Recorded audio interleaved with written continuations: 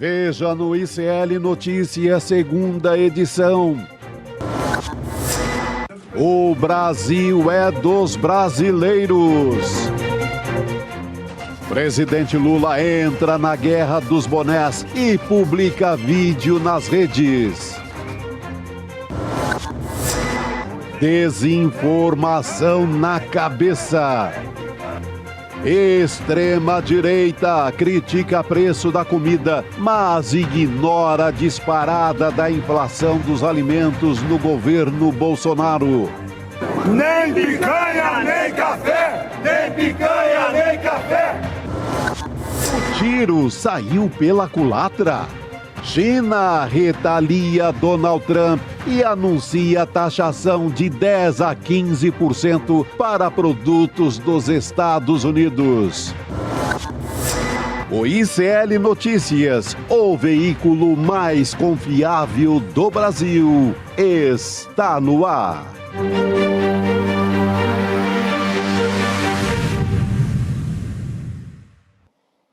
Olá, boa noite. Seja muito bem-vindo, seja muito bem-vindo. ICL Notícias, segunda edição, está no ar. Nós estamos ao vivo nessa terça-feira, dia 4 de fevereiro de 2025, nos canais do Instituto Conhecimento Liberta, Eduardo Moreira no YouTube, também no canal da Voz Trabalhadora e na Pop TV, para você que nos acompanha no Rio Grande do Sul.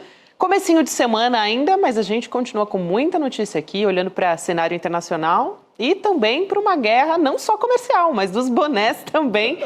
Boa noite, Chico Sá, Rodrigo Viana. Agora a formação está completa. O Chico já encontrei aqui nesta mesa ontem, né? O time tá inteiraço pro jogo. Mas a Gabi, hoje estamos nos revendo aqui, né, Gabi? É isso. Então, guerra comercial. Bem-vindo de volta, Rodrigo. Agora, para mim, é só hoje, né? Então, tá valendo o bem-vindo de volta. Tamo junto. Muito bom. Senti saudade, mas também curti bem minhas férias, viu? O homem... Descansou, né? Descansou, sentiu saudade. O homem atravessou todas essas terras até o Uruguai. Percebeu que ele voltou até bronzeado, né, Belo Chico? passeio, sim. A gente com essa cor de escritório, É isso. Rodrigo Viana tá... O cara voltou bem, bronzeado. preparado para a guerra. É isso. Preparado, a gente Seja tem que do tá, boné, seja do que for. Essa guerra do boné pode virar uma guerra comercial também, porque já estão vendendo boné para todo lado. Daqui a pouco vai mostrar. Estão vendendo caro, rapaz. Tá caro o boné. Eu achei caro também, viu? Mas essa história dessa esperteza, essa é uma coisa muito do comércio brasileiro, né? De quem tem um pequeno negócio. Lança boné, já está lá no Mercado Livre, está em tudo que é lugar de compra virtual também. Diz que já tem camelô. Vi um amigo meu do Recife que já está mais acessível. Já tomou a rua, o camelô já pegou, já... E tem que ir para o carnaval também, nos blocos de carnaval, né? Tem alguma dúvida? Vai ter o bloco do boné, né? Eu acho que vai ter muito. Mas é importante, né? Posso começar daí, Gabi? Ou você ia mandar mais um? Não, vamos nessa. Depois a gente vai olhar para o cenário internacional também, com a taxação, né, de Donald Trump, e os países respondendo também, né? O professor Trevisan vem falar ao vivo com a gente, Isso. né? Um craque na análise aí das relações internacionais. Excelente. Muito bom. E Gilberto Maringoni também, daqui a pouco, para fazer análise política sobre o momento do governo Lula. E Heloísa Vilela também, para falar do cenário político aqui no Brasil. Ela esteve hoje lá no Congresso, né? Acompanhou a reportagem do ICL lá dentro do Congresso Nacional. Mas como a gente mostrou aqui na abertura do programa, o presidente Lula, pessoalmente, né, Gabi e Chico, entrou na guerra dos bonés. Ele adotou aí esse bonezinho azul e não precisa falar muito, né? O interessante dessa ação, que é uma ação de marketing, é isso aqui. Não precisa falar nada. Esse é o vídeo do Lula. Põe um bonezinho, o Brasil é dos brasileiros, o recado está dado, é um vídeo curto, sem muita discurseira, e aí quebra um pouco aquela coisa da esquerda ficar sempre correndo atrás de ter que explicar alguma coisa. Que a direita faz meme e a esquerda quer explicar. Nesse caso aqui, a resposta está dada diretamente. Por quê? Por que o Brasil é dos brasileiros? Até o boné é azul e o Brasil é dos brasileiros. Tem gente que até falou, parece um pouco o slogan, né? Meio nacionalista, conservador, mas não. É porque do outro lado está a turma da extrema-direita usando o boné dos norte-americanos. Não, só uma observação. Parte da esquerda, a esquerda mais questionadora e tal, tá com essa de, poxa, mas isso poderia ser de qualquer... isso pode dizer que estrangeiro não é bem-vindo. Mas aí é questionar, né? Eu acho que é problematizar demais. O Brasil é dos brasileiros, inclusive para dizer, venham, vocês são bem-vindos. Aqui no Brasil... os imigrantes são bem-vindos. É um país que foi construído em torno da imigração a partir do final do século XIX e século XX. Então, o Brasil é dos brasileiros que, por sua vez, recebem bem os estrangeiros, né? E os imigrantes, e aqueles que querem virar brasileiros também. Então, é um país aberto, né? O nosso nacionalismo, tradicionalmente, pelo menos aquele que não é um nacionalismo de extrema-direita, é um nacionalismo inclusivo, né? Entre outras mil, és tu Brasil. É pátria amada, mas entre outras mil. Não é excludente, né? Então, o Brasil é dos brasileiros, não precisa ficar explicando muito. O Lula botou o bonezinho. A direita sentiu, viu, Gabi? Porque esse bonezinho do Lula, do Padilha, da turma do governo, é uma resposta àquele Make America Great Again, né, o boné do Trump. E que os brasileiros de extrema-direita foram para os Estados Unidos e vestiram o boné do Trump. É um bando de vira-lata. Por isso que o boné do Lula é o Brasil, é dos brasileiros. Não é o Brasil dos vira-latas, né? Então, o bonezinho azul, o Lula entrou na guerra dos bonés. Os bolsonaristas, aqueles mais aguerridos, já fizeram a tréplica, botando o bonezinho, questionando a alta do preço dos alimentos. Nós temos aqui uma matéria, um trechinho, né, de um vídeo mostrando como é que a direita no Congresso, a extrema-direita, reagiu ao bonezinho azul do Lula. Vamos ver. 2, 3. Nem picanha, nem café! Nem picanha, nem café! Nem picanha, nem café! Nem picanha, nem café! Nem picanha, nem café! Nem picanha, nem café! Nem picanha, nem café! Nem picanha, nem café! Nem picanha, nem café. Bom, tem capim para eles. Também. Capim, a gente serve. Capim tem bastante para eles. Querem capim? O gado podia servir capim para essa turma aí, né? Seria, acho que, bem-vindo para eles, né? Bom, a oposição fez essa tréplica. A gente tem uma tabela que a nossa equipe separou aqui, comparando o preço, a inflação dos alimentos no governo Bolsonaro com o governo Lula. Dá uma olhadinha, para ver se faz sentido isso que os bolsonaristas estão fazendo. Aqui, ó, primeiro ano do governo Bolsonaro, 2019. Estamos falando só de inflação dos alimentos, tá? Não é inflação IPCA, tá? É só de comida, Gabi. Então, a nossa equipe de edição se preparou aqui. 2019, 6,37%, só num ano, antes da pandemia. Antes da pandemia. Aí veio a pandemia, também não vamos ser injustos, não foi tudo culpa do Bolsonaro. Mas ele também não atuou para evitar a alta. 18% em 2020, ano em que começou a pandemia. Inflação de alimento. Terceiro ano do governo, 8,24%. E 2022, já pós-pandemia, inflação dos alimentos do governo Bolsonaro no último ano, 13,23%. Esta aqui é a inflação dos alimentos do Bolsonaro. Daqui a pouco a gente vai mostrar aqui o que tinha na época do Bolsonaro. Nem picanha, nem café, tinha um pouco de capim para o gado deles e tinha principalmente fila do osso. Já vamos mostrar. Mas compara aqui com o Lula. 2023, preço da comida caiu 0,52. Em 2024, de fato, virou um problema. Aumento de 8,23% em 2024. De qualquer maneira, 2024 tem um aumento, mas é um aumento menor do que de 3 anos do Bolsonaro no governo anterior. Então, se você somar os 2 anos do Lula, esses 2 primeiros anos do Lula, é menos de 1/3 da inflação de alimentos dos 2 primeiros anos do Bolsonaro. Essa é a comparação. Então, nessa guerra dos bonés, os bolsonaristas, mais uma vez, estão mentindo. Estão mentindo. Por quê? Temos um problema aqui de aumento de preço de alimento? Temos. Agora dizer comida barata só com a volta do Bolsonaro? Vamos comer capim. Vamos comer capim, né? Não sei que nostalgia errada foi essa, porque não é favorável a Bolsonaro essa comparação. Não é nada favorável. E nós temos que mostrar. Porque a imprensa tradicional não está mostrando. Fica só nessa... que gracinha, boné para cá, boné para lá. Mas por trás desta guerra tem os números concretos. Primeiro fato, existe um problema e os alimentos estão subindo sim. Quem vai no supermercado sabe, não tem por que negar isso. É um problema, e o Lula deve enfrentar essa questão. Agora, dizer que com o Bolsonaro seria tudo melhor, eles acham que as pessoas esqueceram esta imagem que nós separamos aqui. Deu tempo de separar, pessoal, a fila do osso, né? Temos aqui as imagens da fila do osso, era para pegar osso que sobrou de açougue na época do governo Bolsonaro. Então, é isso aqui que eles querem de volta? Provavelmente sim. É a turma do Paulo Guedes que é estas imagens de brasileiros desesperados na fila para pegar o osso que sobrou depois que a carne era cortada nos açougues Brasil afora. É essa a nostalgia desta turma aí que ficou fazendo bagunça lá no Congresso. Mas para além da informação objetiva que mostra que na guerra de preços o bolsonarismo fez muito mal ao Brasil porque entregou uma inflação grande de alimentos, essa questão dos bonés, né? Eu queria voltar a isso, Chico. É uma batalha marqueteira, sim. É uma batalha marqueteira, né? O Lula está usando ferramenta parecida com a ferramenta da direita. Mas, gente, era um pouco o que o André Janones fazia na campanha eleitoral. Porque quando vem a extrema-direita e produz aquela quantidade de meme, de mentira, misturando mentira com verdade, se você quiser ficar explicando tudo, você não vai fazer outra coisa. Então você precisa empatar o jogo. Tem uma hora que o negócio é empatar o jogo. E esse bonezinho, essa guerra dos bonés, cumpre esse papel de empatar o jogo, não deixar a iniciativa só com a extrema-direita. É o governo também tendo iniciativa nessa batalha de marketing, sim, de comunicação. É claro que o fundamental, né, Chico e Gabi, é a administração efetiva, é resolver o problema lá na ponta, né?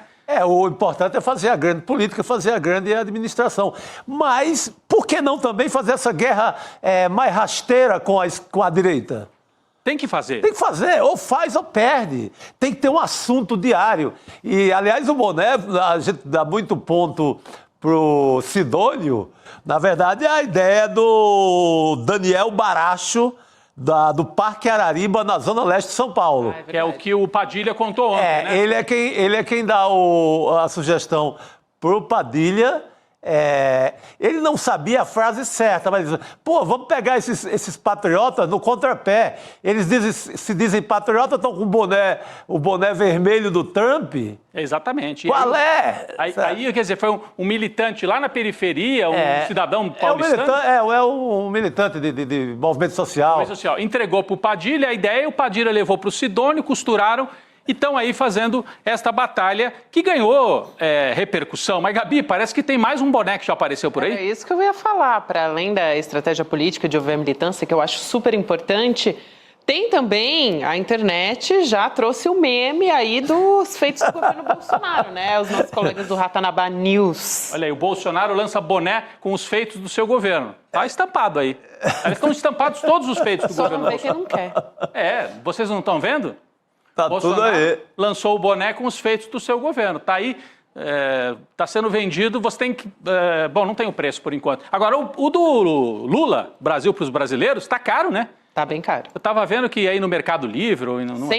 mas tem muita gente fazendo. Então, já vai ter camelô. Então, quer dizer que no Recife já tá no camelô. uma das pessoas... Agora, né, Chico? Quando lança é mais uma das caro. pessoas que de uma maneira comercialmente esperta, né, aproveitou para revender. Tem que fazer isso mesmo. Até porque você compra meio no impulso. Você sai do noticiário e já vai direto. Pô, quem está vendendo esse boné? Aí vai, Aí acaba comprando. Mas 128, um boné do Brasil para os brasileiros, eu vou esperar para comprar do camelô, acho. Já vem mais barato. Olha, tirando essa guerra de marketing, essa guerra dos bonés, né, na qual o presidente Lula entrou, o preço da comida, de fato, está no centro do debate ao longo desse começo de 2025. O governo Lula vai ter que dar uma resposta para isso. Nos primeiros governos, o Lula criou a farmácia do povo, né, a farmácia popular, né, incentivando a venda de produtos mais baratos na própria rede. Você não criou redes de farmácia do Estado, do governo. Você criou uma maneira do produto chegar mais barato até dentro das farmácias comerciais, dessas redes comerciais. Deveria se pensar em coisa parecida para comida, uma espécie de armazém do povo, né, a cesta básica do povo. Utilizando, talvez, a rede de supermercados, para não dizer, não, é estatismo, é comunismo. Gente, tem que quebrar esta coisa do aumento de preços, né? Tem que usar os instrumentos do Estado para quebrar. Isso está incomodando as pessoas lá na ponta. E é por aí que vai ser feito o debate. O governo tem duas questões centrais para lidar esse ano. Impedir que essa alta de preços que essa alta de preço permaneça, né? Tem que reduzir o preço da comida e tem que aprovar a isenção de imposto de renda para quem ganha até R$5 mil, que vai valer para 2026. É central, são centrais essas duas questões. É por aí que vai se dar a possibilidade do Lula recuperar um pouco da popularidade que ele perdeu, sim, ao longo desses últimos 2, 3 meses. Sem falar que a pauta também vai se centrar muito, daqui a pouquinho, no julgamento do Bolsonaro. Nós estamos contando as horas aqui. A qualquer momento pode sair a denúncia e ontem, Gabi, o Cacai disse para nós, até a gente ficou surpreso, que ele acha que até setembro dá para fazer o julgamento do Bolsonaro, dá para ele ser julgado até setembro. Então, seria antes do ano das eleições, né? Seria importante. Então seria 2025, o governo tem que dar conta dessas questões econômicas e a pauta vai estar muito concentrada também no julgamento do Bolsonaro. Eu queria falar um pouquinho, rapidinho, sobre a pesquisa de ontem. A gente falou que mostrou o Lula ganhando de todo mundo da direita num eventual segundo turno. Ganha do Tarcísio, ganha da família Bolsonaro, ganha de todos os adversários, Caiado, enfim, os outros adversários aí, o Gustavo Lima, etc. O nosso colega, o Guilherme Amado, fez uma análise dizendo que essa pesquisa pode ser enganosa, porque no entendimento do Guilherme Amado, a tendência é que a direita acabe se unindo até 2026. Ele acha que a direita vai chegar a um acordo com o Bolsonaro na seguinte linha: Bolsonaro, você vai preso, então você tem que ajudar a eleger um presidente que depois dê o seu indulto. Então, baixe a bola e apoie um nome aí que possa indultá-lo depois, ou anistiá-lo, ou aprovar a anistia no Congresso. Então, é isso que está em jogo, entende o Guilherme Amado. Então ele acha que a pesquisa agora não reflete esse arranjo que ainda vai se dar. Mas não tem nome, né? Então, eu tenho dúvidas, assim, eu vou discordar um pouco do... É importante essa tese que o Guilherme Amado traz. É importante, é bom para a gente pensar aqui. É bom para a gente pensar, mas nesse momento, eu tendo a discordar um pouco. Eu acho que não está dado que a direita vai se unir. Não está dado. Por quê? Porque tem uma contradição aí. O Tarcísio, para ter chance e para se arriscar a ser candidato a presidente, precisaria fechar da extrema-direita bolsonarista radical até uma centro-direita mais moderada. Se ele fechar isso tudo, aí ele pode ganhar. Agora, para isso, para ter o voto do bolsonarismo, ele vai ter que assumir compromisso com impeachment de ministro do Supremo, anistia, né? Principalmente, né? Como? Principalmente anistia. Anistia. Inclusive o próprio indulto. Vai ter que ir na campanha e garantir o indulto do Bolsonaro. E aí, se ele fizer isso, ele perde o apoio de um setor da direita mais liberal que não quer anistia para o Bolsonaro. Ele perde apoio, por exemplo, da turma do Supremo Tribunal Federal. Então, é um jogo complexo. Não está dado que essa unidade possível da direita não está dada hoje. Existem mais contradições do lado da direita do que do lado da esquerda. Então eu queria só deixar esse debate, mas respeitando muito, e foi bom o Guilherme Amado sinalizar isso, né? Olhar para as pesquisas, mas com o pé atrás, porque assim, o cenário não está tranquilo para o Lula, é um cenário complexo, complicado na economia, como nós estamos vendo, com o Trump nos Estados Unidos. No entanto, para o lado da direita também é complicado. Nós vamos ter o Bolsonaro não só inelegível, como provavelmente condenado já até o final de 2025. Isso tem um peso, sem dizer que o Kassab prefere o Tarcísio na reeleição para governador. Então, é um jogo bastante complexo do lado da extrema-direita. Do lado do governo, das forças aí que apoiam o governo, a preocupação realmente é com o aumento de preço e com essa ata do Copom. Vocês viram? O Banco Central divulgou a ata, que é depois da reunião deles, dizendo que prevêem um aumento da inflação durante todo o primeiro semestre, rompendo a meta, o teto da meta de inflação, e que, portanto, vão subir mais ainda os juros. Está aqui, ó, é matéria lá do nosso site. A ata do Copom destaca um cenário mais adverso e admite estouro da meta de inflação em junho e, com isso, prevê março, mais 1 ponto percentual de aumento, a taxa de juros iria para 14,25. Com isso, gente, vai dar uma freada na economia. Então o Lula vai chegar para o ano da eleição com a economia não tão bem arrumada. Então é preocupante, é um cenário realmente bastante complexo. O Lula vai depender muito das articulações políticas, dos acordos com o Congresso, com o Centrão, e daqui a pouco nós vamos falar bastante de um personagem que é novo para nós aqui, né? Para nós que não estamos lá no mundinho da política em Brasília, que é o personagem que eu descobri que, além de deputado federal e tudo, ele é o neto da Dona Francisca. Quem é o neto da Dona Francisca que o Lula encontrou? O neto da Dona Francisca é esse aqui, ó, Hugo Mota, presidente da Câmara. Ele é neto de uma prefeita, ex-prefeita da cidade de Agora, Patos. Né? Deputada estadual. Eleita 6 ou 7 vezes? Eleita 4 mandatos. 4 mandatos. Essa aqui é a dona Francisca, a avó do Hugo Mota. Dona Francisca foi prefeita, é deputada estadual.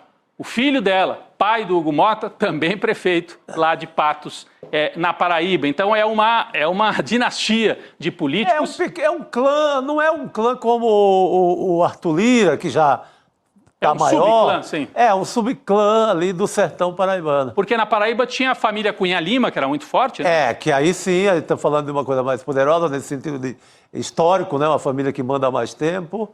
E agora é esta família que vai se fortalecendo na política. Então, daqui a pouco nós vamos até começar, acho que a conversa com a Heloísa Vilela, por esse personagem, né? O Lula vai ter que lidar muito com o Hugo Mota, que hoje botou as manguinhas de fora, deu entrevista para a Globo News, para a CNN, falou de anistia. Então, olha só, essa turma do Centrão deixa um pé para cada lado. Tá aqui a avó do Hugo, a dona Francisca, diz que é tiete do Lula, adora o Lula. Eleitora do Lula, segundo o próprio Mota. Eleitora do Lula. Quando ela foi prefeita, o vice era do PT.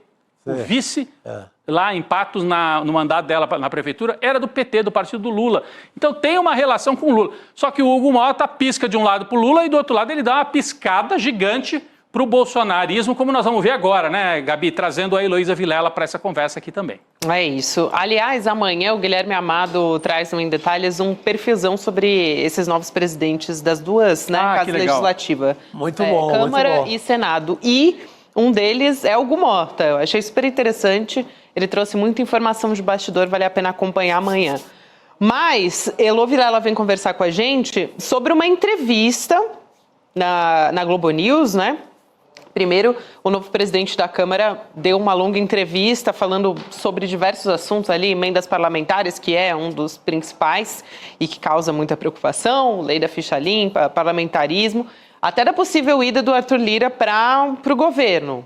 Mas a Guilherme Amado também falou sobre isso e acho que não vai acontecer não, né? Mas acha que o Arthur Lira não vai para o governo? Acho que não. Pelo menos ele não está sinalizando dessa forma, nem ele, nem o Ciro Nogueira. Hoje eu senti que isso pode ser verdade, que ele não pode ir para o governo. Quando ao ler todos os sites, jornais lá do mundo de Alagoas, quem convive com ele, assim, na política do dia a dia, está cravando que não vai para o governo. E por vontade dele, Arthur Lira? Por não ser o que ele está querendo. Ele quer não chegou ainda, ele quer mais coisas. Tá. Exato. Não é qualquer ministériozinho que vai abrigá-lo. Ele queria saúde, né? Ele queria saúde também. Ele quer o céu, né? E também o governo Ele Lula, quer vaquejada no céu com o Wesley Safadão. Imagina, mas a vida, depois de tudo, né? De a vida não é como você quer. Que é uma ministra técnica, a ter que passar para o Arthur Lira também, ia ser louco. muito Aí é melhor.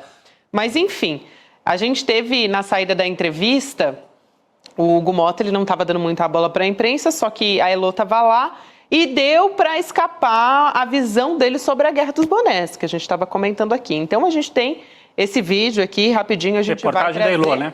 E, na sequência, chamar a Elô para comentar justamente isso. Vamos lá. Deixa eu pedir a vocês compreensão, eu não vou falar nada agora, para vocês nem se esforçarem tanto, porque eu tenho que correr para outra entrevista ali. Eu queria uma compreensão de vocês, a gente faz com calma depois. Vamos começar. Tá bom? Para não sair naquela correria. Naquela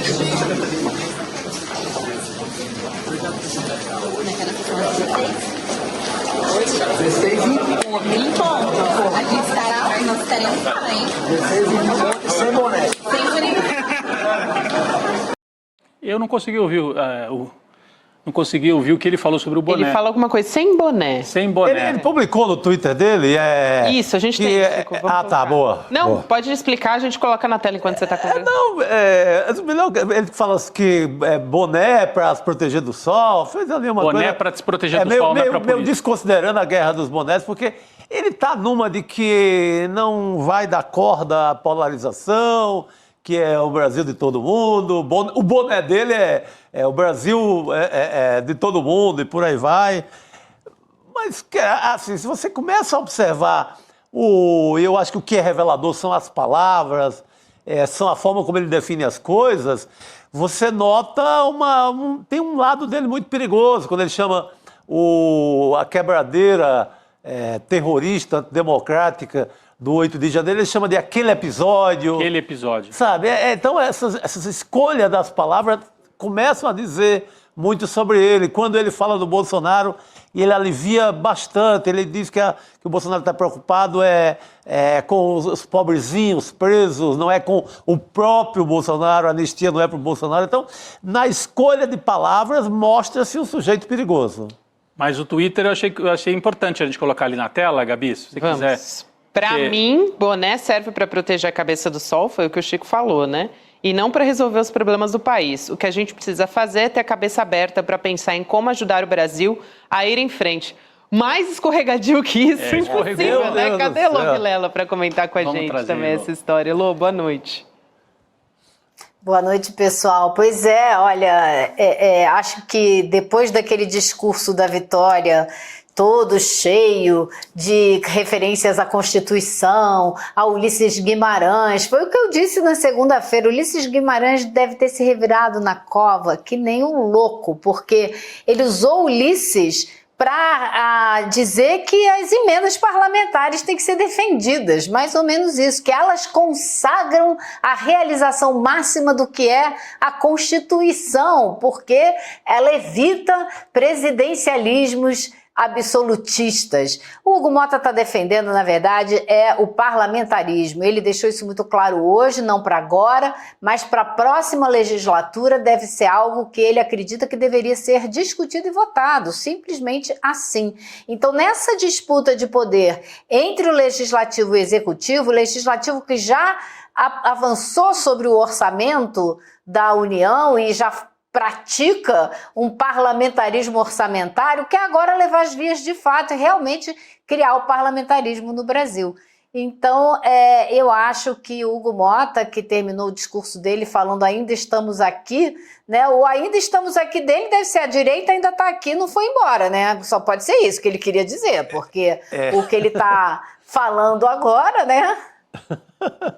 Ainda teve essa cara de pau de falar, ainda estamos aqui, o mesmo cara que fala ali, insinuando uma certa anistia para os golpistas, sejam eles... sobre isso também, né, Chico? Na entrevista da Globo News, você acompanhou também. Ele fala, mas assim, é totalmente ensaboado e falar, se for acordo da casa, se os líderes entenderem assim, a gente coloca para votar, pensando, aí ele se lastreia, ele se baseia no que pensa o Bolsonaro, pensando que não é para o Bolsonaro em si, é para a raia miúda ali que pegou talvez penas muito longas. Então, é um sabão perigoso, né? Mas é claro porque que ele diz, né? Desculpa, Rodrigo, porque ele diz, conversei, fui procurado pelo Bolsonaro, mas o Bolsonaro não estava querendo anistia para ele próprio, Bolsonaro. Estava querendo para os presos do 8 de janeiro, para quem estava no quebra-quebra, que ele chama de exilados, e também, né, exilados que estão na Argentina. Ou seja, ele estava ali referendando a posição do Bolsonaro. Não são fugitivos, não, né? São exilados. Eles não são exilados. Não são fugitivos. Eles não são exilados ao ponto do governo Milei, mesmo sendo de direita, cumpriu a ordem, alguns foram presos e alguns vazaram, correram da Argentina porque eles não são exilados. Não tem nenhuma embaixada. Agora, deu asilo político ou qualquer... direito a eles se chamarem de exilados. Não, é outra coisa. Elô, já vou passar para... Não, isso é fugitivos da lei, né? Exatamente. O que eu ia dizer que é essa malandragem de dizer não é para o Bolsonaro, é para a turma lá da ponta, que está presa, etc. Se você anistia essa turma, como é que você vai condenar o Bolsonaro depois? Ontem o Cacá explicava aqui para a gente que o julgamento do Bolsonaro não está complicado de ser feito, do Bolsonaro e dos outros, como mandantes, como organizadores e mentores, justamente porque... a materialidade já está estabelecida pela condenação de mais de 500 pessoas. Você não discute que houve uma tentativa de golpe, 500 pessoas estão presas, então você não tem, já parte daí. Se você começa a anistiar esses 500, você esvazia o julgamento do Bolsonaro. Então, é uma malandragem, dizer que não é para mim, Bolsonaro, é para a turma que está lá na ponta.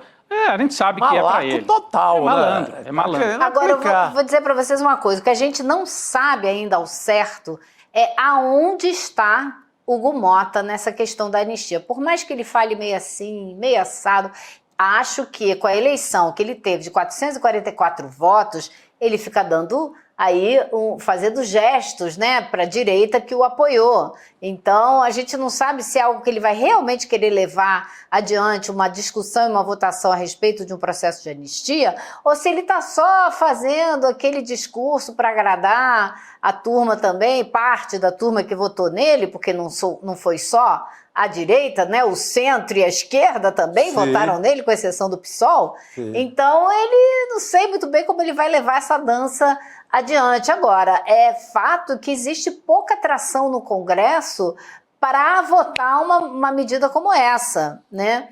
E tudo pode acontecer dependendo da conjuntura, né? Se o presidente Lula começa a perder muita popularidade, tudo pode mudar dentro do Congresso, da mesma maneira que se a popularidade dele aumentar com todas as iniciativas que a comunicação agora está fazendo, e que eu acredito que pode dar resultado, tudo muda de figura também, inclusive essa história da reforma ministerial, né? Porque eu ouvi hoje, o Hugo Mota é muito jovem, né?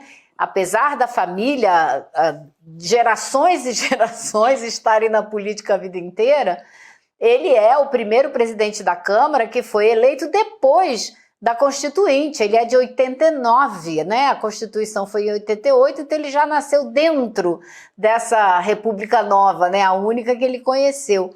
Mas eu hoje conversei com outro político que é ainda mais jovem do que ele, que ainda não fez 30 anos e que já é líder de um partido dentro do Congresso, dentro da Câmara, e que apresenta um cenário completamente diferente dele. Eu fui a um café da manhã com o líder do PSB, né, o Pedro Campos, que é irmão do João Campos, lá de Recife, e que falou muito a respeito dessa possível reforma ministerial, dizendo que tudo deve ser assim, a gente deve esperar, não devia haver uma reforma agora, que o importante é o governo trabalhar para fazer muitas entregas esse ano, porque chega lá na frente com mais força e aí sim negocia os apoios dos partidos políticos, ou seja, se você se fortalece nesse ano,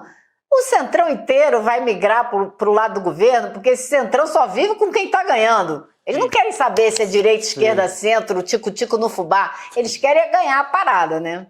Ô, Rodrigo, totalmente. A Guilherme Amado também conversando sobre o Hugo Mota, né? Ele estava falando do perfil dele, ele disse que numa entrevista que ele fez é impossível você captar até um olhar, assim, que ele é completamente, as respostas são sempre daquele tom muito educado e tal, mas não dá para captar nada.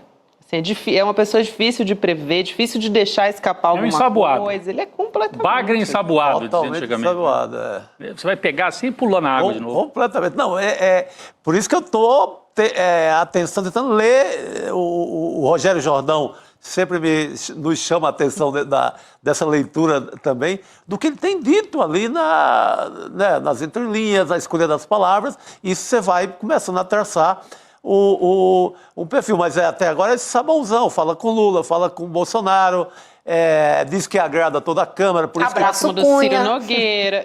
Por isso que tem 400 e tantos votos na Câmara, é amigo do Eduardo Cunha. Do Arthur Lira. Muito do Arthur Lira. O Arthur Lira é quem alça ele ao poder, porque o Elmar Nascimento cai em desgraça com o rei do lixo. Coisas que a gente não sabia na época, mas o próprio Arthur Lira já previa essa bomba em cima do Elmar Nascimento, que está envolvido naquele episódio em que a grana é jogada de uma janela, grana de emenda, segundo a Polícia Federal, da superintendência da PF na Bahia. Então, aquilo queima o Elmar Nascimento, entra o Hugo Mota, que não tem ainda a idade para estar metido em tantos escândalos como o Elmar já estava. Mas olha, Chico, não foi só o Lira que fez essa costura do Hugo, não, viu? A gente, no sábado, eu conversei muito com senadores lá no Congresso e eu entendi algo que eu ainda não sabia, que o MDB, através do Ginaldo Bulhões, também fez essa costura para o próprio Hugo Mota se aproximar do governo e tal. E se você olhar o histórico de votação do Hugo Mota, ele 90% do tempo, nesses últimos 2 anos, votou com o governo. Sim. Então, assim, as coisas são muito ensaboadas, sabe? Muito não é nada muito assim, nem muito assado, muito antes, pelo contrário. Por isso que a gente está aqui, é um rolo. Por isso que a gente está aqui todo dia tentando entender e passar para a nossa comunidade o que é que pode estar em jogo, né? O Hugo Mota, ele é muito chegado ao Fernando Haddad. Então, na pauta econômica do governo, ele votou sempre a favor. Na tributária. Mas essa pauta também é a pauta do grande empresário. Essa pauta é uma pauta da elite brasileira, de alguma forma. Então não dá para você essa também... Essa não é difícil, né, Chico? Essa não é um teste. Essa não é difícil, Então você sabe, não dá... E são projetos que estão na Câmara aí também, como os projetos, alguns dos principais que ele vai ter que pautar, né? Tem a história da isenção do... Mas aí quando entra nessa, eu não sei se ele vai... Até aí, hoje na Globo News perguntaram de imposto, grande fortuna e tal, aí é sabão total. Aí parece lavagem de bar na madrugada, como eu já presenciei muitas. Sabe, o garçonzão joga um balde de sabão e vai lavar. A gente quer saber da isenção do imposto de renda até R$5.000. Isso, será que ele vai pautar essa? essa? Quer saber, né? Reforma tributária, o Brasil estava esperando há 40 anos. Não é nenhuma bondade se votar a favor da reforma tributária. Agora, a Ilô estava lá, né? Ele deu entrevista para a Globo News, acho que lá dentro do Congresso, né? Ele estava ali dando a entrevista e temos um trecho, né? Quando ele sai da entrevista, uma tentativa de conversar com ele também, Isso, sobre a reunião do Colégio de Líderes, né, Elô? Esse vídeo que a gente vai acompanhar agora, na sequência a gente volta a falar. Então, vamos lá. Para marcar com os setoristas, tá? Podem me cobrar. Podem me cobrar. Se não sair nada, pelo menos o café sai, né? Se não sair notícia, nada... E o senhor está querendo voltar a fazer... Um abraço, viu? E o senhor está querendo voltar a fazer a reunião do Colégio de Líderes sempre aqui, não na residência oficial, como eu ouvi dizer? As reuniões serão na Câmara. Serão na Câmara. Como antigamente. Como antigamente.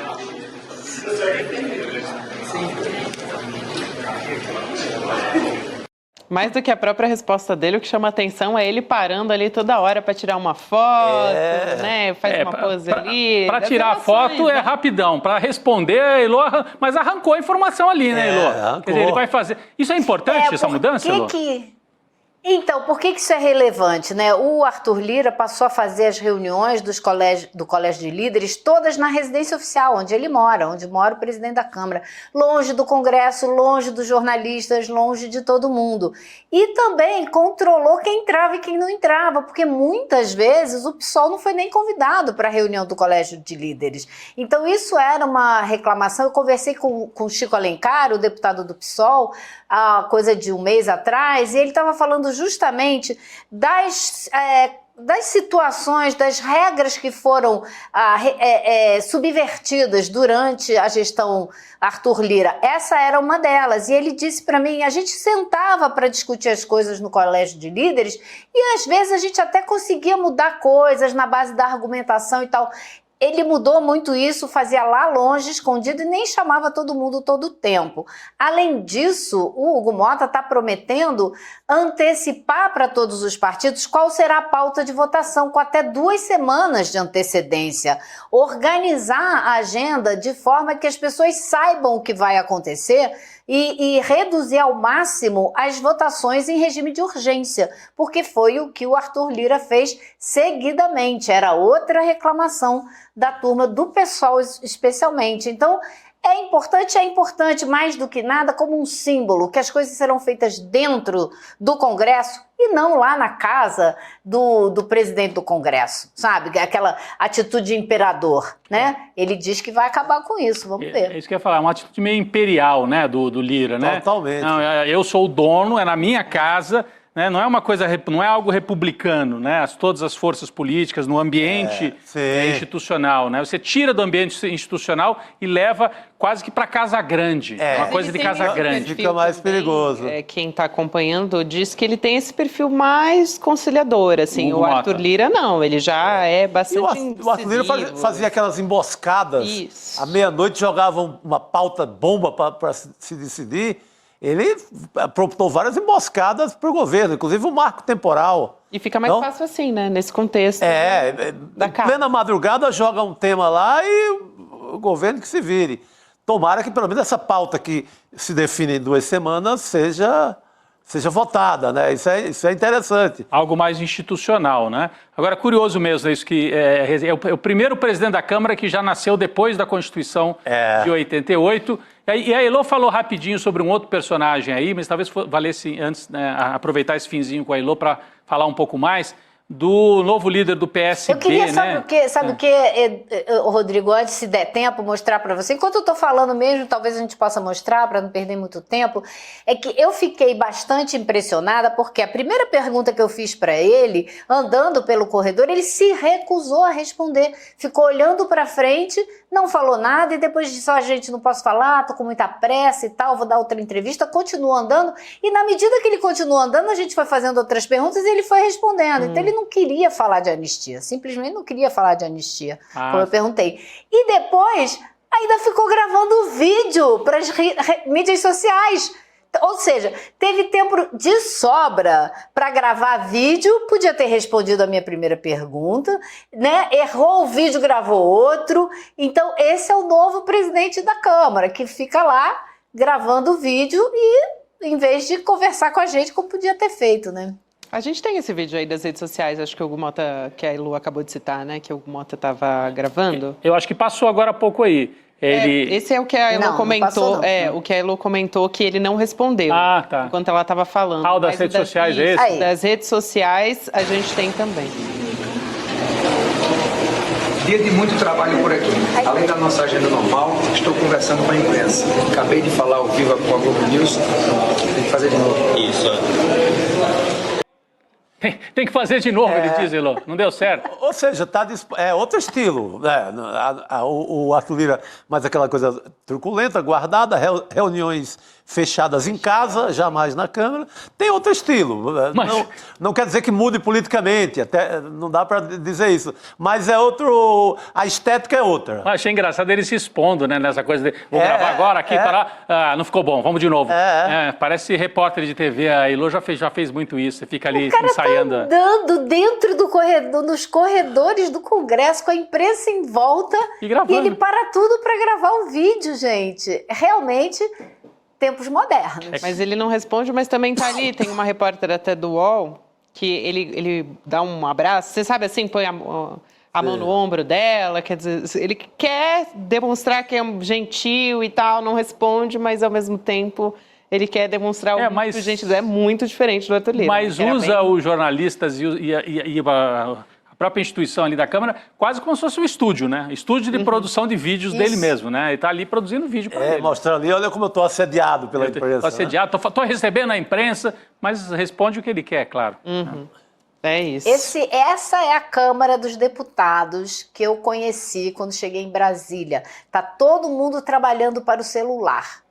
Os discursos são feitos para o celular, as brigas são incitadas para pegar a imagem para o celular. E está lá o presidente da Câmara agora, chegamos ao ponto máximo. O presidente da Câmara para tudo para gravar vídeo enquanto está andando. Podia rodar de novo. Podia rodar de novo, que eu acho legal esse trecho. Né? Como exemplo. Vamos rodar de novo esse trecho? Tem uma segunda vez que ele fez. Porque ele erra. É divertido esse aí do celular. Tem como rodar, pessoal? Olha lá. Dia de muito trabalho por aqui. Além da nossa agenda normal, estou conversando com a imprensa. Acabei de falar ao vivo com a Globo News. Tem que fazer de novo. Isso. Tem que fazer de novo. Não deu certo. E ali ao fundo, Elô, eu reconheci um ex-repórter da Folha, o Leandro Collum, que agora é um dos assessores dele aí na área de marketing. Ali, ó, aquele de braço cruzado andando ali, ó. É o homem da comunicação, dizem, um dos contratados ali pela presidência da Câmara para assessorar nesse tipo de coisa aí, desse jeitão aí do presidente TikToker. Que beleza, hein? Que beleza! Vamos continuar acompanhando. Principalmente Elô, né? Que vai estar ali na corrida também, junto para conseguir. Não, gente, eu vim andando, a assessoria me empurrando para eu não atrapalhar a imagem, Atrapalha entendeu? o vídeo não, Elô. Atrapalha o vídeo não. O que importa é o vídeo. Elô sobreviveu à gestão do Arthur Lira, gente. Vai ser moleza agora. Não, porque no Arthur Lira não tinha nem Vai ser como se tranquilo. aproximar, né? Aí era outros 500. Elô, obrigada por hoje. Valeu, querido. Um beijo. Valeu. Elô Vilela, então, aqui com a gente. Em breve, essa semana, ela traz mais novidades desses novos capítulos aí que a gente não sabe ainda. O neto da esperar. Dona Francisca é um TikToker de primeira, então. Vamos ver o que ele vai colocar para votar ou não. Eu estou de olho nesses 5 mil aí, isenção até 5 mil reais de salário. E isso é que é muito interessante. E aprovar isso. Essa é a grande pauta do governo. Se aprovar isso, o Lula pode entrar com força realmente em 2026, apesar de todas as outras dificuldades. Vamos virar nossa pauta para a internacional agora, voltar a falar de Donald Trump, porque a China deu uma resposta também, retalhou os Estados Unidos e anunciou taxações para os produtos estadunidenses. Então, a gente tem um comunicado do Ministério das Finanças da China, que veio logo depois, minutos depois de entrar em vigor essas novas tarifas impostas pelo Donald Trump. Os chineses eles vão adotar o seguinte, trazer aqui alguns números para a gente prestar atenção. 15% sobre o carvão e o gás natural liquefeito dos Estados Unidos e de 10% sobre o petróleo bruto, máquinas agrícolas e alguns modelos de veículos também. Então, os veículos da Tesla, do Elon Musk, eles podem estar nesse grupo, né? A gente tem que acompanhar. E essas novas taxações da China também entram em vigor agora, no dia 10 de fevereiro. A gente vai conversar com o professor de Relações Internacionais da PUC de São Paulo, Leonardo Trevisan, primeiro para entender tudo isso, porque são várias, né, taxações, então a gente pode começar por elas, porque a gente fica ouvindo assim, Trump recua, não, na verdade a gente está ouvindo o Justin Trudeau recuar, enfim, fica até um pouco confuso quem é que realmente está recuando, né, até uma batalha de manchetes na imprensa, né, Chico? Exatamente, Gabi. Professor, tem um termo novo agora que a imprensa do mundo inteiro, não só do Brasil, está usando, que é a diplomacia da chantagem. Então, a gente vai tentar entender, o senhor nos ajude aí. Por favor. Boa noite, professor. Bom, boa noite, Gabriela, boa noite a vocês, né? Todos que nos escutam. Eu acho que você fez bem, sabe, Chico, de fazer uma lembrança interessante, não é? Do que a imprensa chama, né? Como é que a imprensa chama, né? E agora apareceu uma nova expressão, né, que está ganhando corpo, né? Além da chantagem, que é a expressão do bullying tarifário, né? Boa. Tá bom, então vamos lá, né? Bullying tarifário. Então tá bem, então vamos começar a tentar analisar sobre isso, né? Então quem é que dá início a isso? Quem dá início a isso é o presidente Trump, e ele faz isso para cima de quem tem um PIB que é 30 vezes menor que o dele, né? Que é para cima da Colômbia, né? Quando a gente olha para isso, né, a gente tem uma ideia melhor de com quem que o Trump está falando, né? Ele tem duas funções nisso que ele está fazendo, né? A primeira delas é para o público interno, não vamos nunca esquecer isso, né? Ele tem uma necessidade assim, bastante forte de agradar a esse eleitor que confiou nele. O que esse eleitor recebeu de promessa? Meu emprego industrial maravilhoso de volta. 2, era de ouro, salários bons, né?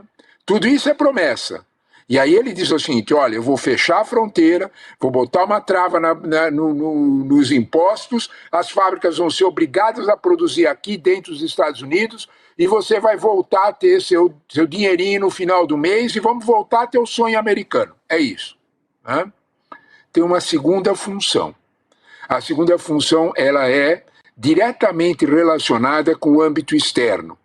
Eu estou treinando, é como se fosse um sparring, eu estou treinando com os menores. Eu comecei com a Colômbia, eu vou para México e para Canadá, que são maiores, mas não tanto, comparado ao PIB.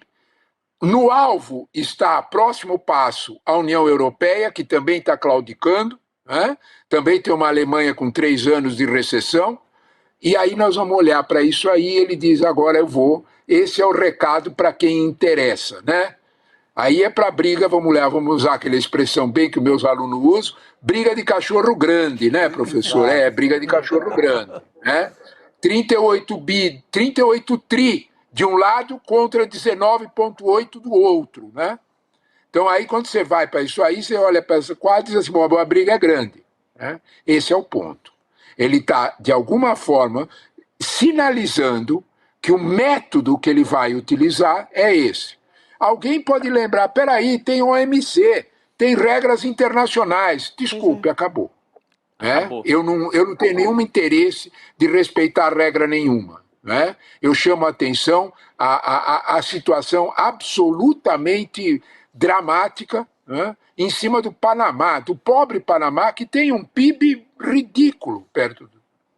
Né?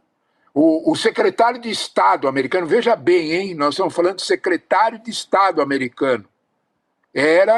Ele vai e faz um discurso absolutamente desprezível, absoluta, como se o Panamá não fosse... Não há nenhuma regra da diplomacia que ensina isso. Se você olhar para quem é Marco Rubio, ele nunca passou pela diplomacia.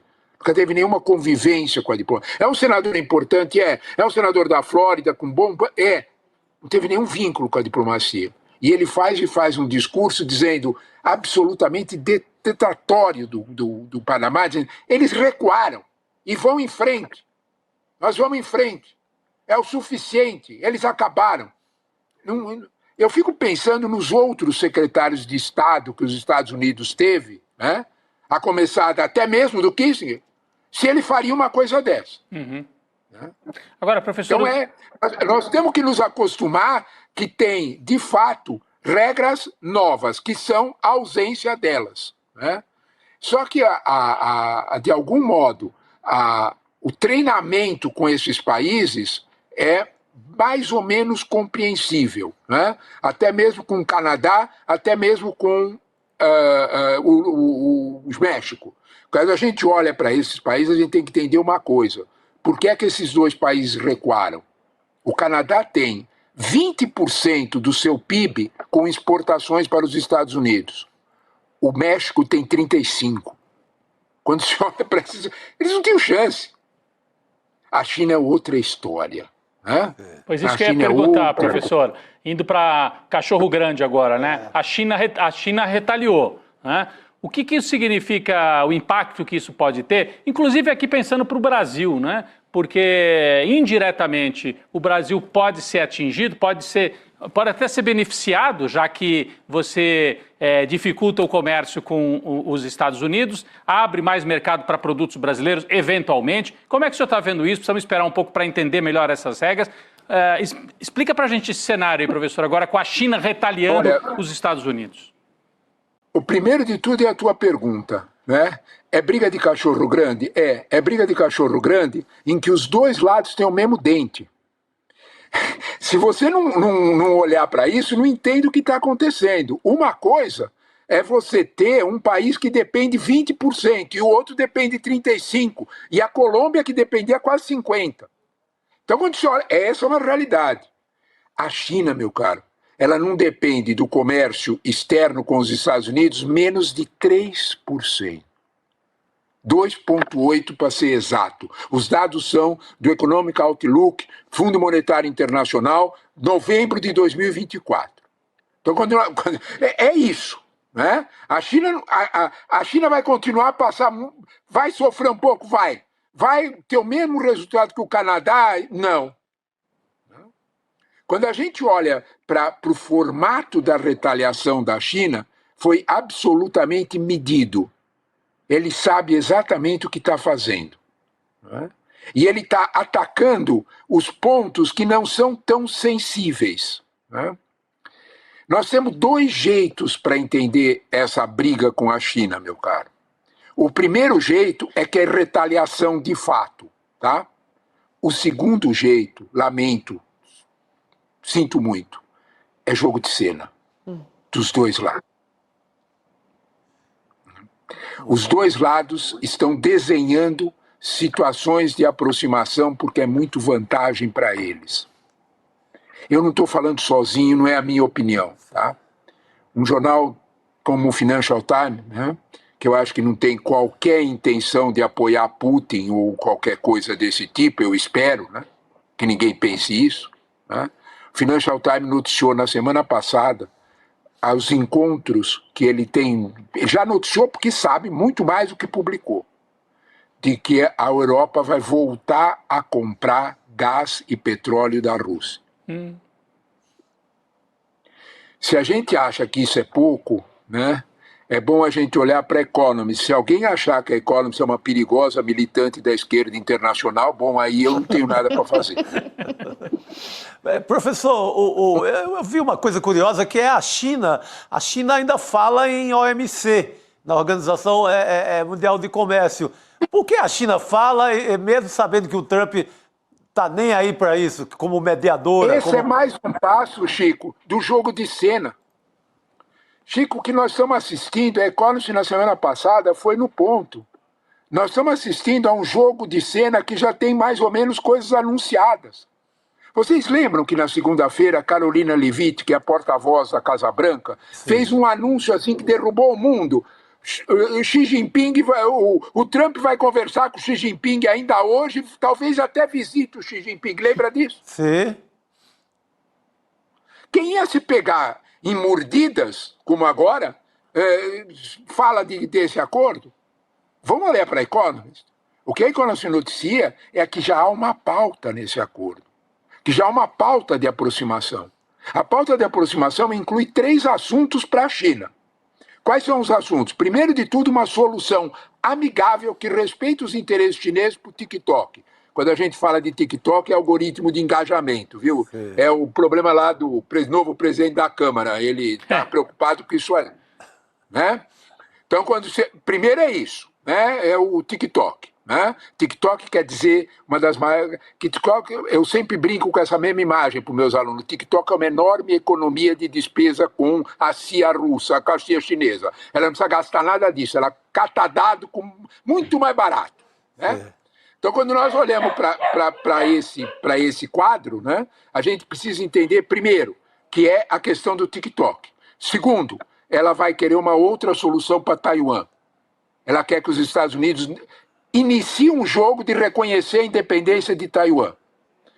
Em troca, o que é que a China oferece para os Estados Unidos em troca? Faz a força de paz. Se nós chamássemos o Celso Amorim para conversar aqui com a gente, ele não estaria nem um pouco surpreso com tudo isso que eu estou falando. A China faz uma força de paz para segurar a Ucrânia e criar um anel desmilitarizado na Ucrânia. Além, é claro, de preparar o terreno para o que interessa, que é o que está bastante forte na imprensa internacional. Tem um artigo da Bloomberg, né, do Andreas Kluth, que chamou a atenção do mundo inteiro. Né? Ele retomou a expressão que todo mundo temia. Né? O mundo está condenado a uma nova alta. Opa! Né? O que é isso? Né? E Alta é a conferência que, em 1944, dividiu o mundo entre União Soviética e Estados Unidos. Né? Para mais ninguém. É uma nova Alta. É uma nova Alta em que vai sentar Xi Jinping com Trump e dividir a esfera de influência no mundo, inclusive negociando acordos que vão passar por cima de todos. Quando eu digo todos, inclui Netanyahu. Se alguém acha que o Netanyahu recuou agora em Gaza e aceitou porque ele ficou com medinho, está errado, né? Olha o tamanho do exército israelense. É o tamanho do jogo. Nós estamos de cara com Yalta de novo, gente. E é uma Yalta sem Roosevelt. É uma Yalta sem Marshall, que faz plano Marshall. É Yalta com Trump e Xi Jinping, 2 imperialistas. Quando a gente olha para esse quadro, cara, a gente fica olhando para isso aí e percebe, Gabriela, percebe o jogo de cena. Entende? Você tem um jogo de cena aí em que faz parte aquilo que você falou, Chico. Né? Peraí, para que foi bater na porta da OMC? A OMC tem 9 juízes, só tem 3 funcionando. Os Estados Unidos vetaram os outros 6, não pode decidir mais nada. Por que então bateu na porta da OMC? Né? Bateu lá, é só uma conversa, só um jogo. Observe que a China falou que tem uma semana, até 10 de fevereiro, para que as Quando a gente olha para as... É interessante isso, né? Eu fiquei pensando nesse troço, eu fui lá olhar, né? Quando a gente olha para as retaliações que a China fez, hoje à tarde eu tive tempo, fui olhar nesse troço, né? A gente toma um susto. Sabe quanto que a China compra de petróleo dos Estados Unidos? 200 mil barris dia. Isso é nada. Pra você ter uma ideia do que nós estamos falando, o Brasil arranca do chão 2,8 milhão de barris dia. É 200 mil. É menos de 1% do gasto total dela. Carvão, que eles taxaram, que disseram, nós vamos... menos de 4% que ele compra dos Estados Unidos. Então, na verdade, quando você olha para esse quadro, você percebe esse quadro, a taxação foi medida. Você fez bem, sabe, galera, quando falando da taxação, falou, e os carrinhos da Tesla? Foi no ponto certo. Pegou o Cybertruck, que é o carrinho de maior sucesso da Tesla, dentro da China, e tacou um imposto de 15% nele, que rompe o equilíbrio que a Tesla tem com os veículos chineses. Foi medido. E é interessante quando você olha que é medido, porque você olha essa medida e fica pensando um pouco em cima dela, né? E diz, espera aí, né? Por que a China retaliou desse jeito, né? Foi mais uma coisa que o Canadá, que retalhou os Estados Unidos em mel, uísque, né? Desculpa. A pessoa está inspirada hoje. Mas, ó, muito bom, a gente vai ir para um próximo assunto, eu sei já, mas essa expressão que ele usou, uma nova e alta, é muito importante isso. Porque a gente lembra daquela fotografia, né? Se eu estou certo, é aquela foto do Stalin, Churchill, Roosevelt, exatamente. Né? Desenhando o mundo do pós-guerra. Então, o que o senhor está dizendo para a gente aqui é que um novo redesenho. Nós vamos... Conferência. Tá chegando conferência perto. de alta. Nós estamos desenhando isso aí. Então, estamos chegando bem perto desse momento. Sem Roosevelt, hein? Sem Roosevelt. Sem Roosevelt. Não tem Roosevelt, não tem quem pense em New Deal, não tem quem pense nada disso, não. É coerção, é violência, de alguma forma, sem conversa com ninguém. Não tem esse papo, não. É isso. O mundo já está dividido, gente. É isso. Se você olhar, o mundo já está dividido. Pensa nos BRICS que estão crescendo, pensa no formato que isso tem, pensa na cautela da Arábia Saudita de dizer eu não vou aderir agora aos BRICS, mas põe meu nome aí. Deixa aí, deixa meu nome guardadinho. Deixa meu nome na porta. Deixa na porta. Que eu posso chegar depois para a festa. É isso, O jogo está novo, meus amigos, o jogo está novo. Eu queria também trazer, a gente falou aqui muito da China, né? Quando a gente fala, por exemplo, do Canadá e do México, a gente tem esse momento do Trump, eu vou usar a palavra recuar, tá? Mas tem gente que diz que quem está recuando é o Justin Trudeau. Então vamos lá, o Trump recuou, suspendeu por pelo menos um mês as tarifas de 25% ao México e ao Canadá também. E aí, em troca, entre aspas, para quem não está me vendo, eu estou usando aspas com os dedos, o México está reforçando ali as medidas. A mesma coisa o Justin Trudeau, ele teve um acordo. Medidas de segurança, As né? medidas de segurança, exatamente. Agora, quando a gente olha para a União Europeia, que é um ponto ali que está em suspenso, porque o Trump fez ameaça, mas ainda não entrou com ela. A gente já tem resposta também, né? Tem a chefe de Relações Exteriores da União Europeia, que é a Kaja Kallas, dizendo que os Estados Unidos e os europeus sairiam perdendo numa eventual guerra comercial. Olha o que ela fala, interessante do professor analisar. Ela disse ontem que a China é quem sairia ganhando nesse caso, e ela ressaltou que os europeus e os americanos, os estadunidenses, né, precisam um do outro. O Olaf Scholz, que é o chanceler alemão, aliás, a Alemanha que está num momento de recessão, né, e está chegando as eleições, está num cenário ali de bastante instabilidade política. Disse que a União Europeia tem força para moldar os seus negócios e reagir às tarifas que o Donald Trump já disse que vão definitivamente acontecer. Então, o Scholz ele já traz uma visão de que os estadunidenses e europeus se beneficiam da troca de bens e serviços. Então, professor, eu queria te ouvir também sobre essas taxações estendidas para a Europa, né? Que a gente está tendo uma resposta, ainda nem aconteceu, mas está naquele jogo ali de cena, como está dizendo o professor. Né? E também ele já ameaçou tomar a Groenlândia também, né? Que também, de certa maneira, afeta o cenário europeu, né? Bastante, né? Porque tomar a Groenlândia é para cima da Dinamarca. A Dinamarca é um país integrante da OTAN. Sim. Como é que faz isso? Pois é. E segundo as regras da OTAN, quando um é atacado, todos têm que defendê-lo. Como é que vão se unir todos contra os Estados Unidos? Mas todos eles compram arma nos Estados Unidos, não tem como. Né? Então, do que nós estamos falando? Né? Mas eu acho interessante, sabe, Gabriel, quando você comenta da Europa, porque a Europa é o próximo passo. Né? Ele vai numa escalada de manter o quadro arrumado. Né? Se você me perguntar, né, por que é que ele fez isso para cima de México e Canadá, você tem uma resposta que a mídia americana cautelosamente insinua nas entrelinhas. Né? O que o Trump quer é renegociar o velho NAFTA. O NAFTA virou MCA, né, o México, Canadá e Estados Unidos, o novo acordo. Ele quer renegociar isso. Ele quer colocar México e Canadá nas cordas e nas cordas renegociar o acordo. É desse quadro que ele está fazendo. Tem um subtexto na pressão sobre México. Por que escolheu México e Canadá? Tem um subtexto. É o déficit existe há décadas. Né? Por que ele está mexendo desse jeito? O alvo é esse. Com a Europa, o jogo é mais pesado. A Europa tem, claramente, um novo quadro. Né? O que ele está mexendo com a Europa, e exigindo da Europa, principalmente com toda essa política que ele está criando, que é de fortalecer o dólar. Aí é que está o ponto. Né?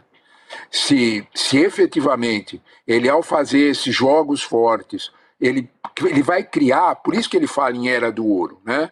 Na pós-Segunda Guerra Mundial, com o dólar forte, né?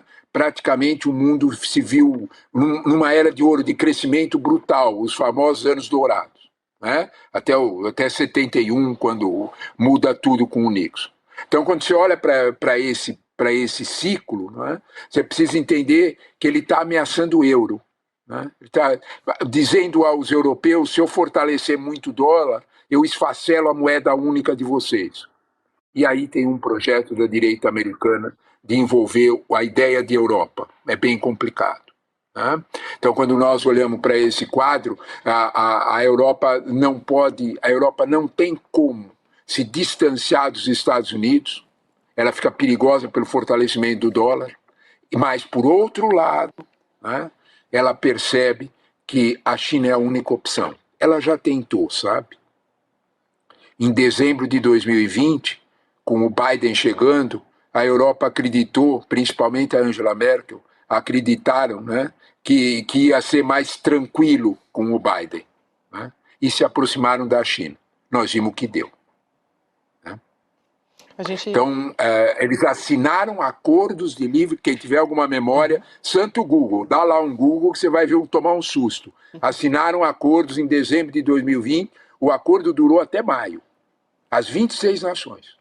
Google, que aliás também está entre as empresas que serão retaliadas pela China. Todos estão dizendo, a China está dizendo que vai retaliar também o Google, né? Dentro da guerra das Big Techs, né? De um lado os Estados Unidos ataca o TikTok. A retaliação sobre o Google é curiosa, porque ela é medida, porque o Google praticamente não existe na China. Ele não tem, ele tem o Gmail, não tem o Chrome, ele não existe na China, como todos os outros. Se alguém acha que a China é uma democracia alegrinha, devagar, hein, cara? Não tem Google, não tem nada disso lá, não. Né? Tem as deles, né? E quando alguém cresce muito na China, né? Pensa no Jack Ma. Quando alguém cresce muito na China, o fim é meio amargo, hein? Depende de você crescer e manter a amizade com o partido. Se você crescer e romper com o partido, ameaçar o partido... Não é bom negócio. A gente tem uma ideia um pouco leve da China, as coisas não são assim. Né? Então, vale a pena pensar. Queria aproveitar e trazer aqui, daqui a pouquinho, vamos ver se a gente consegue colocar a imagem da conferência de alta aqui na nossa tela, para quem está nos acompanhando. Mas eu também queria dizer como é que fechou o dólar, né? Que caiu hoje aqui no Brasil, desvalorizou 0,76%, a moeda e terminou o dia valendo R$ 5,77.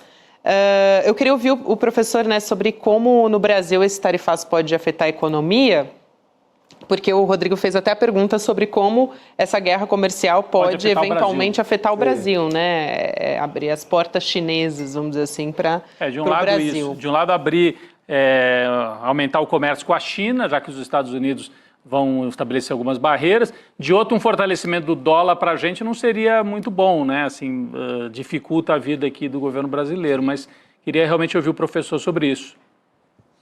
Fortalecer o dólar ficaria muito caro para a gente comprar, por exemplo, fertilizante. Sim. Né?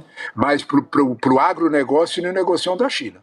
O negócio da China, o negócio da China. Literalmente. Queria vender mais ainda para a China.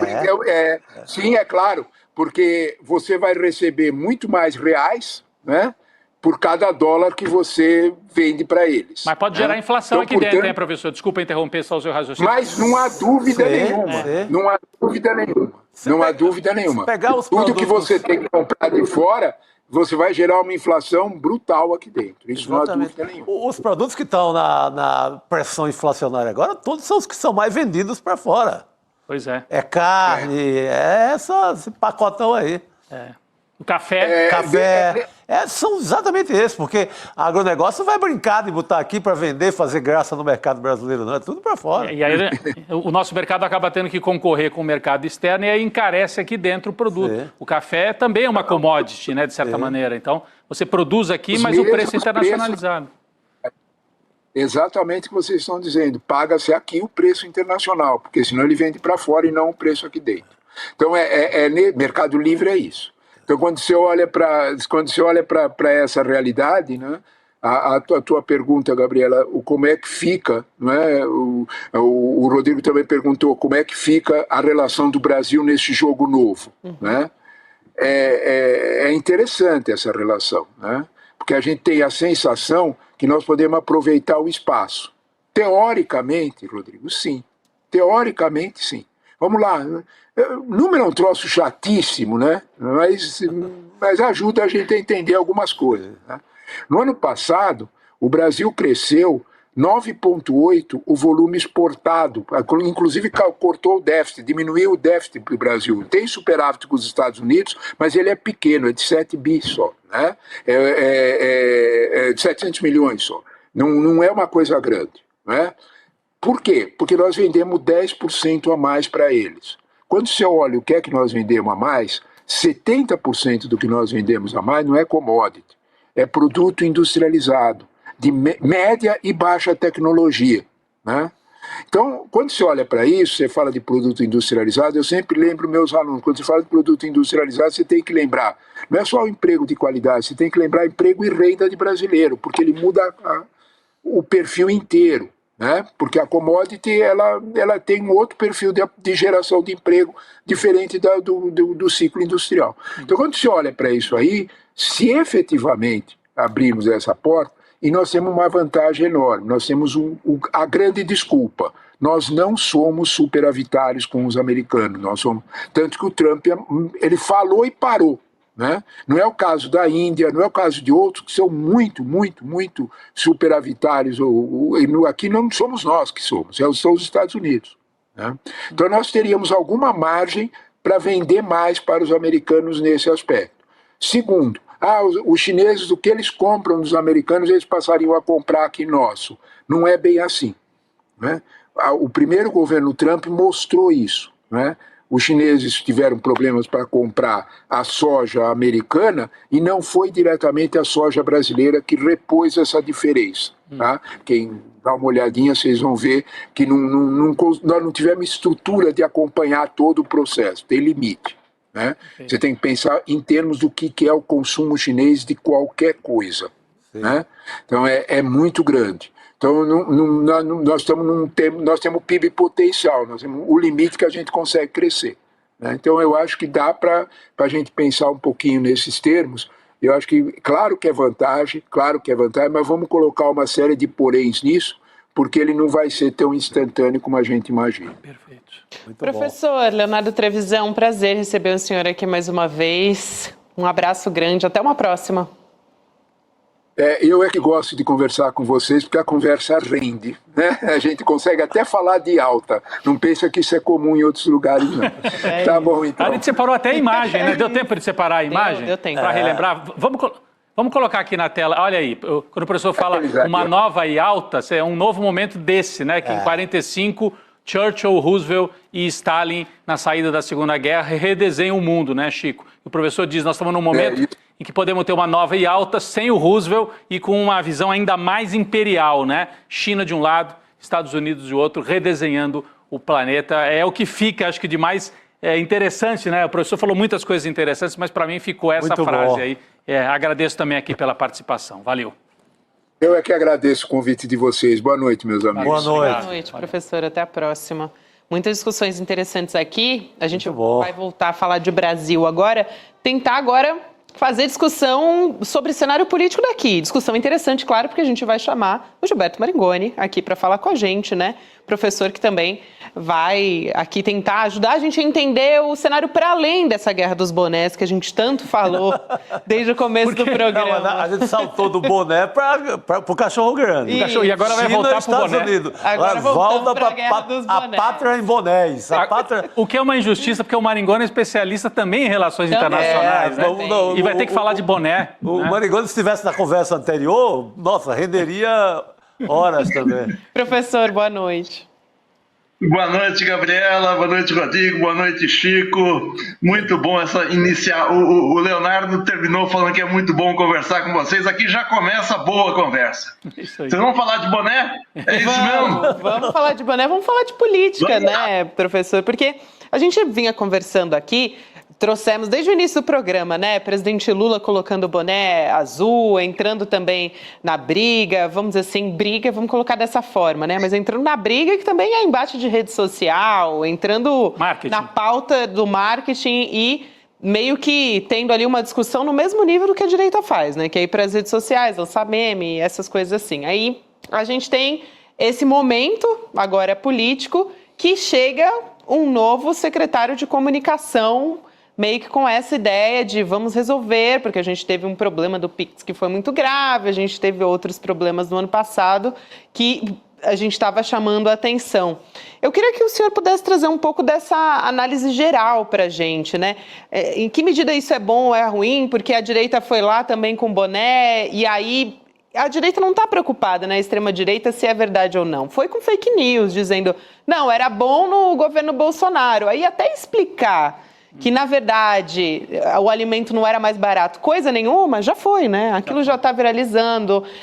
O que viraliza é a musiquinha no Congresso Nacional, né, Chico? Esses números que o Rodrigo mostrou hoje aqui na tela, eles não vão não viralizam dar de bandeja para ninguém. Música no Congresso. Não, eu queria só acrescentar, Maringoni, deixando claro, quer dizer, há um problema com o preço de alimento?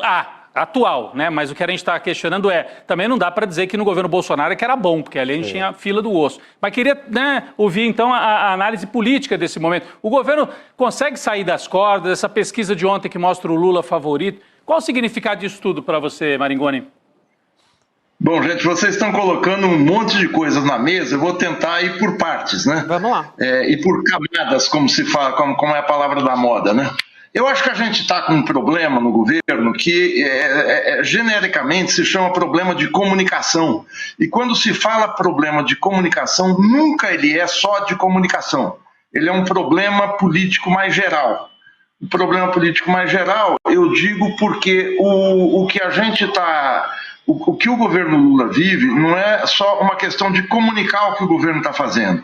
Se fosse isso, quer dizer, o Sidônio resolve, porque o Sidônio é um publicitário, um marqueteiro extremamente talentoso. E isso não é o que resolve. O que resolve é o seguinte: o que é comunicar? A gente está realmente com um problema de inflação de alimentos. A publicidade, o marketing vai resolver? Me parece que não. O que o Sidônio pode fazer é melhorar, dar uma dourada na pílula do que está sendo feito. Olha aí, tá essa questão do boné. A questão do boné responde ao preço dos alimentos? Evidentemente que não.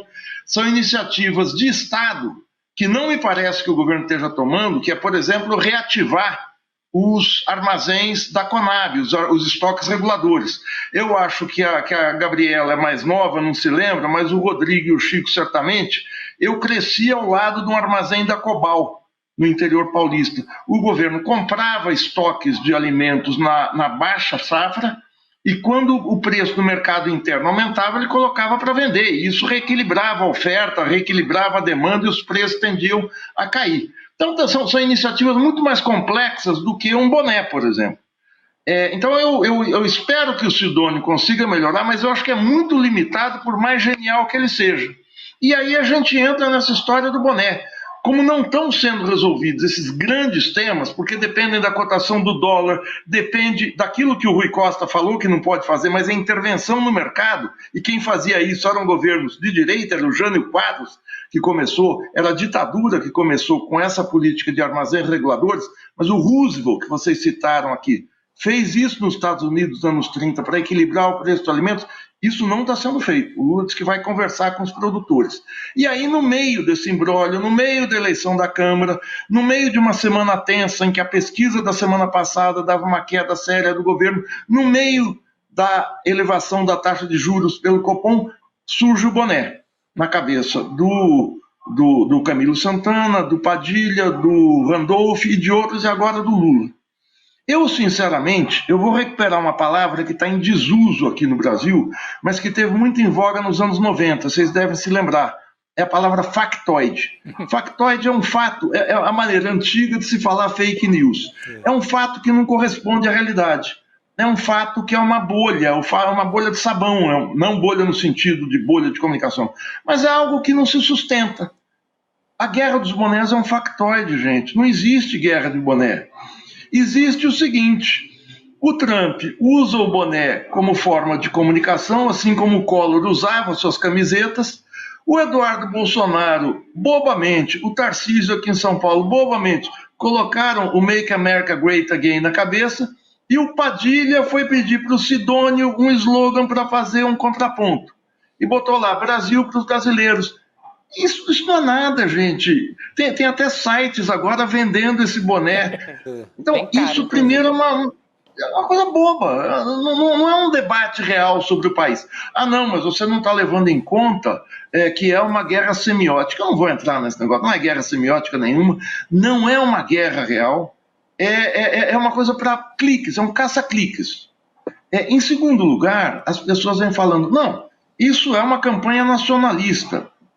Pera lá, no discurso político, quando você coloca um slogan, um discurso, uma palavra de ordem, um slogan, ele tem que corresponder a uma ação real, seja do governo, do Estado, de uma entidade, do movimento social, do sindicato, do partido.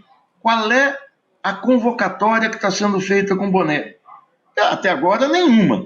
Se eu falo o seguinte, olha, nós vamos fazer uma campanha para nacionalizar aquela refinaria que foi parar na mão de um fundo árabe, a refinaria Landulfo Alves na Bahia, que vende os combustíveis a preços mais altos que as refinarias. Se é uma campanha nacionalista para reestatizar, tudo bem. Se é uma campanha para reestatizar a Enel aqui em São Paulo, que cria o caos com a energia elétrica, se é uma campanha nacionalista para acabar com a paridade de preço internacional, que não acabou, da Petrobras, que leva o governo a ter que aumentar os preços, tudo bem. Ou seja, se a gente tem alguma questão real nacional, eu acho que tudo bem. Porque senão ela cai no vazio. Ela não corresponde a uma ação de governo. Eu lembro, o Lula na campanha tinha vários slogans que correspondiam à sua ação na campanha. Botar o pobre no orçamento, e o rico no imposto de renda e outras, sem medo de ser feliz. Isso correspondia a ações políticas. O boné não corresponde a nenhuma, nem a uma campanha nacionalista. Eu paro por aqui, eu tenho mais para falar, porque senão eu vou tomar conta do tempo todo aqui. E eu, como já fiz entrevista, eu sei que eu tenho que dar uma parada para a gente conversar. Não, Maringoni, eu ia só... como é que você viu...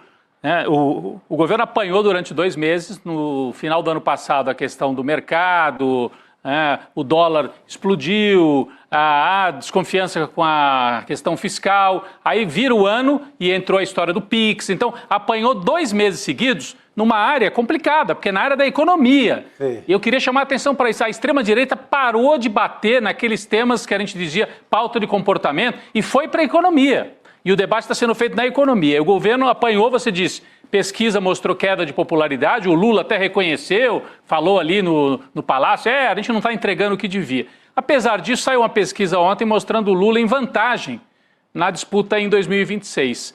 Você acha que essa pesquisa reflete a realidade ou essa pesquisa pode ser enganosa? Como é que você avalia isso? Não, eu não brigo com pesquisa. Eu posso estudar a metodologia da pesquisa, examinar, mas eu não vou, no achismo, dizer que essa pesquisa é enganosa. Ao contrário, eu tenho que examinar essa pesquisa num universo um pouco maior. Primeiro eu tenho que examinar essa pesquisa com a pesquisa da semana passada, que foi pela mesma Quest, que mostra uma queda acentuada do Lula em todas as regiões do país, em todas as faixas etárias, na questão religiosa, escolaridade, nível de renda, e com destaque para uma queda. A queda média foi de 5%, e a queda no Nordeste, que era a cidadela petista, foi de 11%.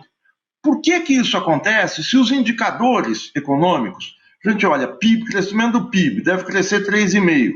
Crescimento do emprego, nós estamos com 6,5% de desemprego, o que é quase pleno emprego. Tem uma elevação geral da renda, tem a balança comercial que o professor Leonardo Trevisan acabou de falar, foi recorde a balança comercial. O que está acontecendo?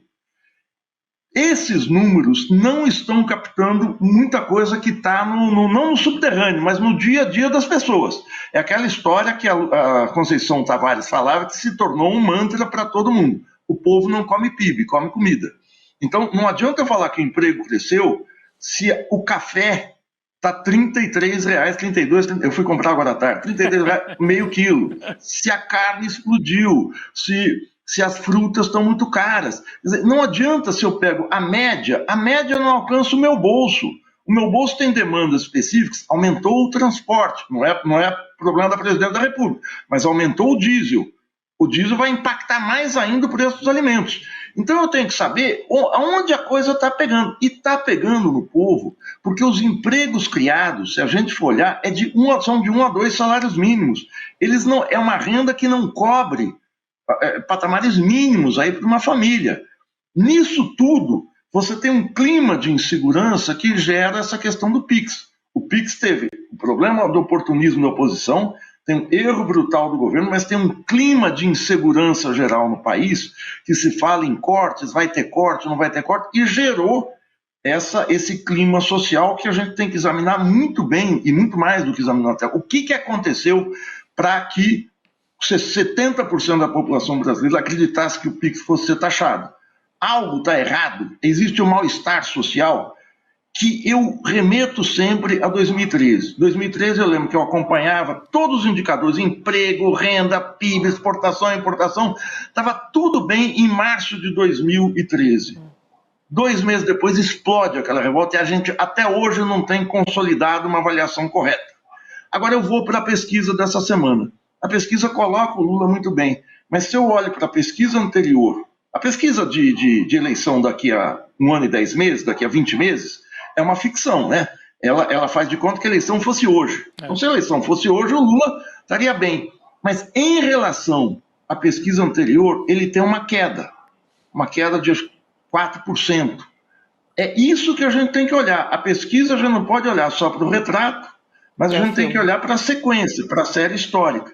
A série histórica é preocupante. Eu não quero ser agourento, mas o que eu vejo nos outros candidatos, no campo petista, no campo progressista, o Haddad, por exemplo, está com uma rejeição de 51%, é um negócio brutal. O Lula, eu tenho muito receio que o Lula não seja candidato, não é por causa da idade especialmente, é porque se o governo continuar a se desgastar, eu duvido muito que uma liderança de dimensões globais como Lula vai querer fazer a sua última, por mais que eu queira que o Lula viva 200 anos, mas é a última campanha, em tese, que o Lula vai fazer. Ele entra numa campanha com risco de perder. Sim. Alguém que foi 3 vezes presidente da República não vai entrar como ele entrou em 1994, 98, que perdeu ganhar, ele estava acumulando. Então, é pouco provável que o Lula seja candidato. Não há outro no campo, pelo menos viável até agora. Então, tudo bem, o Lula vamos soltar rojão, mas soltar rojão, eu quero olhar para o quadro mais alto para ter responsabilidade na análise. Claro, se eu não respondi se eu sou otimista ou pessimista, como você fala. Eu sou preocupado. É isso, professor. Mas acho que é realista. Estar preocupado é realista. A própria sua pergunta já amplia essa preocupação quando a direita está com a economia como pauta e não a esquerda, já é um sinal muito extravagante de alguma forma, né? É isso, professor. Quero muito agradecer a sua presença aqui. Desculpa, até a gente queria poder conversar por mais tempo, mas a gente já dá com o programa. Só deu para sentir o gostinho aí. Só deu para sentir o gostinho. Mas a gente vai continuar essa discussão por mais dias. Senti até o cheiro do café aí na sua casa. Comprar. Não sei nem se comprou, né? Porque com esse preço que tava, acho que não pode... Estão reclamando aqui. Estão dizendo que está muito caro a sua venda aí perto, que dá para comprar por 30, mas é caro demais também. Me indica aí que eu vou aí, aproveito e filo um café seu, Chico. Boa! Valeu. Obrigada, professor. Boa noite. Tchau, gente. Valeu. Boa noite, querido. Aqui nesse finalzinho, nesse momento final, queria falar de uma coisa muito importante, viu? Que é a inauguração da nossa pós-graduação, primeiríssima aula que a gente vai ter no nosso primeiro curso de pós-graduação, que é uma parceria com a FESP de São Paulo. Tá para começar, então, a aula inaugural vai ser aberta, gratuita, então todo mundo pode acompanhar, mesmo você que não fechou o curso, para deixar bem claro. Primeira aula, Gessé Souza, Renato Janine Ribeiro, professores da nossa pós, prepararam a aula A Vingança dos Humilhados e entenda como as elites do país condenaram os mais pobres à autodestruição. O nosso curso, ele fala sobre a ascensão da extrema-direita, enfim, é o que abre aqui os nossos trabalhos. Vai ter aula de filosofia, de ciência política, repensando o Brasil, sociedade, política e história. Reconhecida pelo MEC, a nossa pós, EAD, então você pode estudar no seu tempo, dentro das suas possibilidades e com professores, assim, renomadíssimos. Chico e Rodrigo, a gente já tem mais de 3 mil alunos e essa aula vai ser no dia 3 de fevereiro, quinta-feira, 8 horas da noite. Como que faz para assistir essa aula, que todo mundo pode ter acesso e que é de graça? icln2.com.br, faz a sua inscrição. 13 de fevereiro. É isso aí. Quinta-feira próxima, né? Isso. Olha, coloca de novo aquela telinha ali da chamada. Eu olho para aquele coringa ali com aquela bomba explodindo. Rapaz do céu, a vingança dos humilhados, né? Mas é uma reflexão sobre esse movimento, né? De essa turma assim meio recalcada, meio não, bastante recalcada, que atira no próprio pé, é levada a isso, né? Então uma reflexão do Gessé Souza e do Renato Janine Ribeiro, um convite aí para essa aula inaugural, Chico. Não, e os vídeos que tem dessa campanha já dão um gostinho ali de fazer após, sabe? Porque os dois, em poucos segundos que tem, já instigam ali o cidadão a cair direto nessa pós. É isso. Isso aí, bom demais. Agora a gente fica com Espiritualidade e Nação. Tem Frei Davi com o deputado Renato Freitas. A gente acompanha a partir de agora. O tema é espiritualidade e regulamentação das redes sociais do Brasil. Amanhã estamos de volta com o N2 na sua formação. 7 horas da manhã tem Desperta e tudo que tem direito. Chico, amanhã tem mais. Até amanhã, Gabi. Até amanhã, boa noite para todo mundo. Boa noite. Valeu. Você sabia que o aumento de eventos como 8 de janeiro, tentativa de golpe em 2023 e o Homem-Bomba, agora em novembro de 24, em Brasília, não são mera coincidência?